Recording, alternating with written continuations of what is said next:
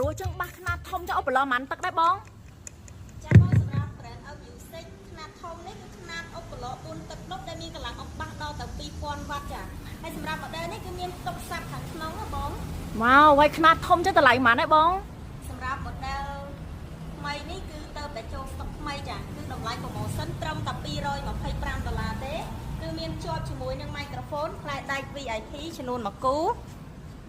សម្រាប់ microphone នេះគឺស្រូបបានចម្ងាយដល់ទៅ50ម៉ែត្រចាគឺសលេងធ្ងន់ស្រូបច្បាស់ល្អហើយមានប្រព័ន្ធកាត់កង់ចឹងសម្រាប់បងដែលច្រៀងនៅក្បែរបាសគឺអត់មានបញ្ហាកង់ទេចាហើយ model នេះគឺយើងមានបំពាក់ជាមួយនឹងភ្លើង LED ចម្រុះពណ៌រហូតដល់9 style ចា